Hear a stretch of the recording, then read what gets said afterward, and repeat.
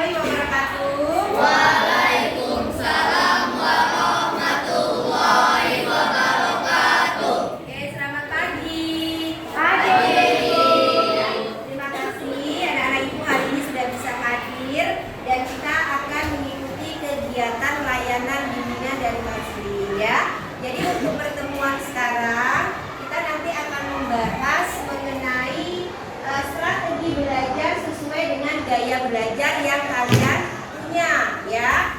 Jadi tapi sebelum kita masuk ke materi supaya kita lebih enjoy, lebih semangat gitu ya, lebih happy gitu ya mengikuti kegiatan lain ini, alangkah baiknya kita ice breaking sebentar. Bagaimana, siap? Siap. Oke, silakan kita ice breaking. Ini semuanya ya.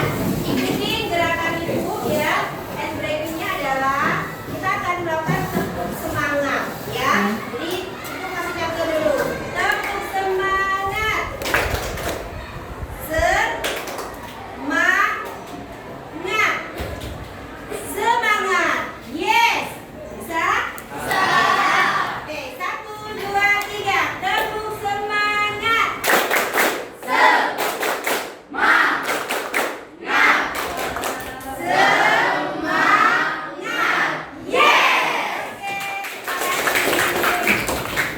Oke, jadi hadir? Ada yang tidak hadir? Ada semua, alhamdulillah ya. Jadi hari ini kita bisa mengikuti kegiatan kita hari ini karena semuanya hadir, tidak ada yang tidak hadir. Oke, kita langsung saja ya di materi kita. Jadi materi kita akan membahas mengenai pembelajaran ya, berhubungan dengan belajar. Jadi strategi belajar sesuai dengan gaya belajar. Jadi strategi kenapa ini perlu Ibu sampaikan?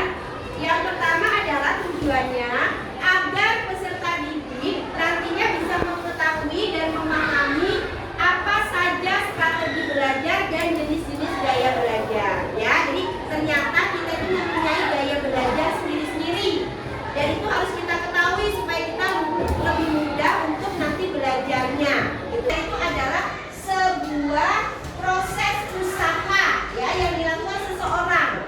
Jadi kalau kalian mau mendapatkan hasil belajar yang baik, memang memerlukan proses, gitu ya. Tidak bisa seperti kita membalikkan telapak tangan, ya. Kemudian menurut salah satu juga ahli dalam gaya belajar. Ada yang tahu nggak yang pernah baca mungkin? Ada yang pernah dengar nggak? Ada nggak kamu mengenal tentang gaya belajar? Atau yang kamu tahu udah belajar aja kan? Ada nggak yang tak pernah tahu? Gaya belajar itu meliputi apa saja? Ada? Ada yang tahu? Apa? Hah? Oke, terus ini nak.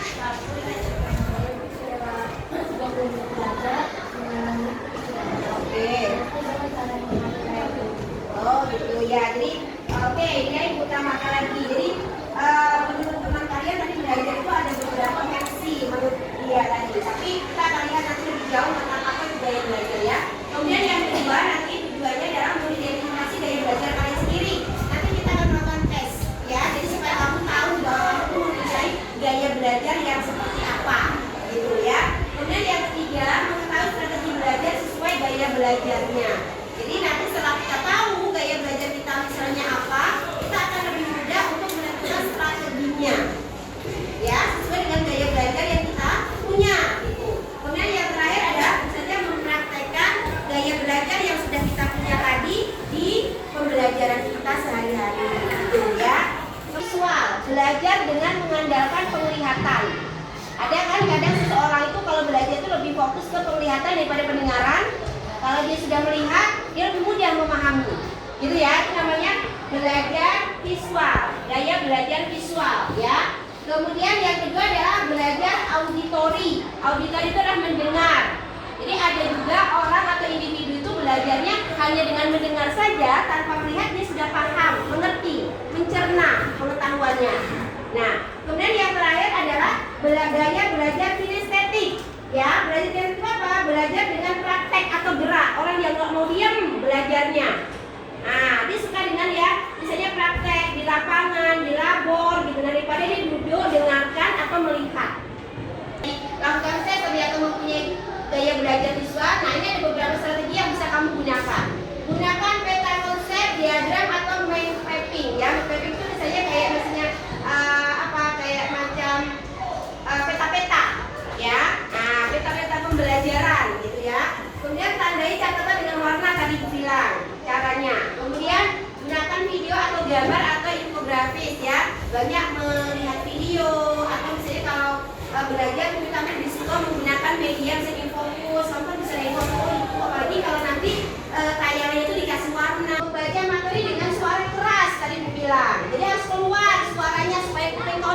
info gitu. Nah, sehingga kamu lebih mudah memahaminya ya.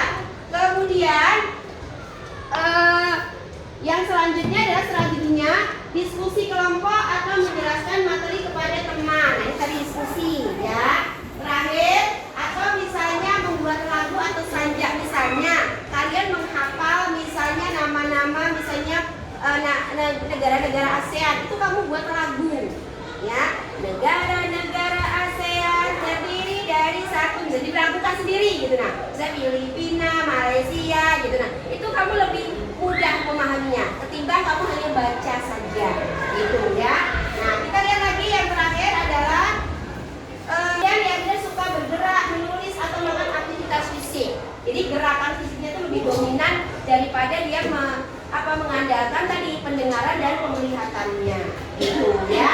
Terakhir, sulit duduk diam lama.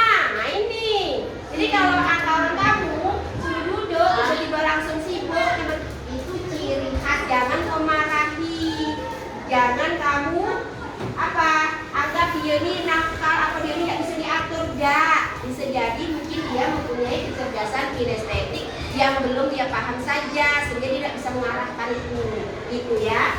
Nah, strateginya bagaimana cara belajar kinestetik tadi? Belajar sambil praktek, melakukan percobaan, membuat model atau alat peraga yang sederhana. Pokoknya kalau aktivitas fisik itu dia suka lah pokoknya ya. Kemudian apalagi menggunakan permainan edukatif, role play, bisa seperti drama atau apa, itu disuka gitu ya. Itu adalah ciri-ciri untuk gaya belajar kinestetik. Oke, ada yang mau bertanya ya? Silakan. Yuk silakan, bisa silakan. Yuk, ada Nelson, Atta, Alpat, Ena, silakan. Oke, Nadira, silakan. Nadia, sorry Bu Nadia, ya, silakan.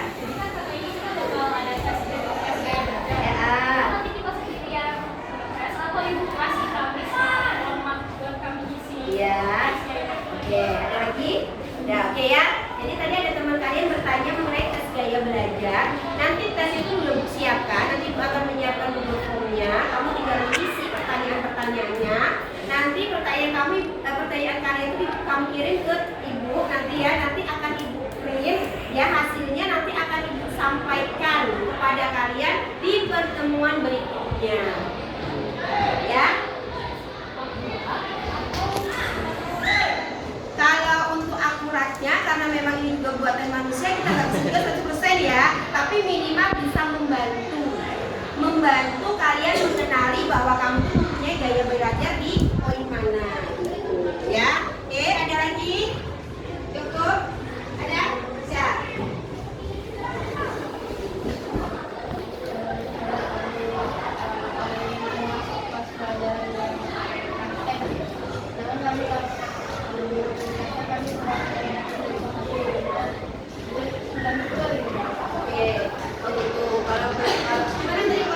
Belajar praktek udah ingat, tapi kalau yang lain udah lupa gitu.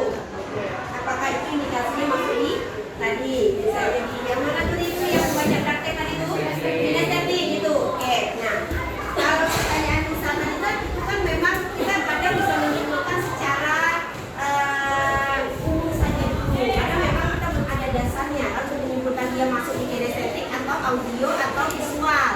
Tetapi mungkin dengan ciri-ciri yang bisa tadi sampaikan bisa jadi dia mempunyai kecerdasan kinestetik, karena gini bisa jadi kita nanti kecerdasan kita itu bisa misalnya tingginya itu misalnya 2 atau 3 misalnya, itu berkemungkinan. Jadi satu individu itu berkemungkinan dia mempunyai gaya belajar itu lebih dari 1. Ternyata sama nih Bu hasilnya Bu, visual ada, audio ada, kinestetik ada, bisa jadi gitu ya. Oke, ada lagi? Kita untuk melaksanakan tes gaya belajar, silakan keluarkan HP-nya nah. Oke, siapkan semuanya. Nah ini akan Ibu kirim nanti linknya HP kalian. Silakan kalian kerjakan. Oke, sudah Ibu kirim. Silakan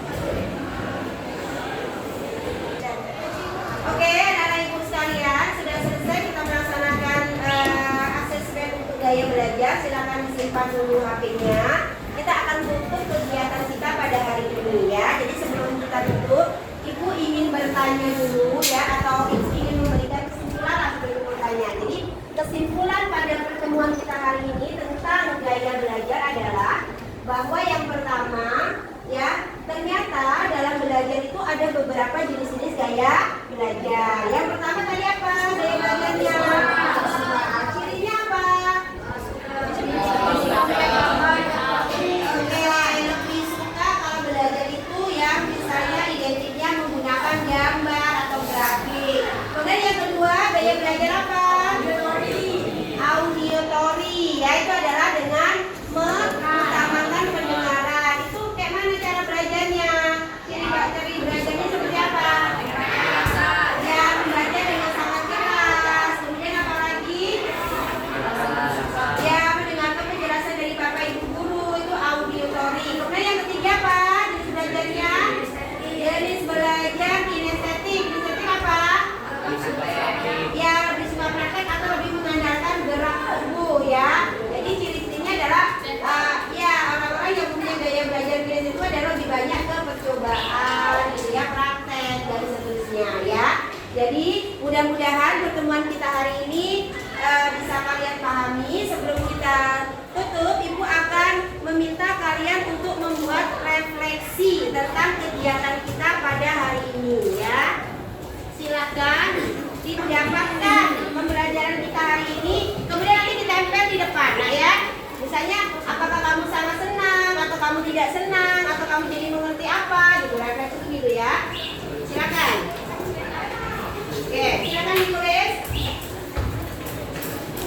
Silakan anak, semuanya sudah dapat ya. Silakan kalian buat refleksi untuk kegiatan kita hari ini. Ya, tuliskan perasaan kalian setelah kalian mengikuti kegiatan layanan BK dengan materi strategi belajar sesuai dengan gaya belajar. Silakan.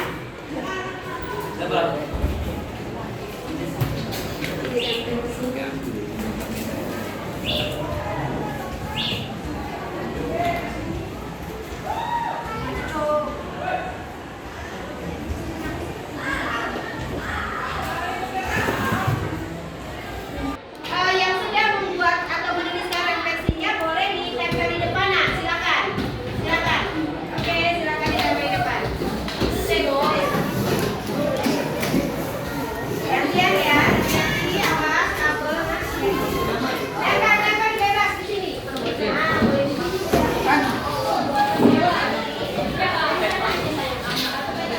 Hati-hati ya. Yang sudah boleh duduk kembali. Silakan hati-hati awas. Yang sudah boleh duduk kembali.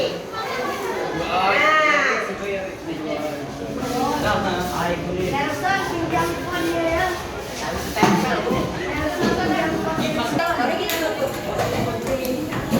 Kalian kalau sampai ini kenapa paling berguna?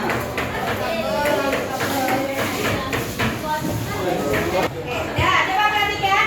Ini kalian sudah membuat refleksi dari kegiatan kita pada hari ini. Kita akan ambil sampelnya ya, 2 saja, acak saja kita ambil. Aduh, tulisannya bagus-bagus. Ya, kita coba. Ini kan tidak ada namanya juga.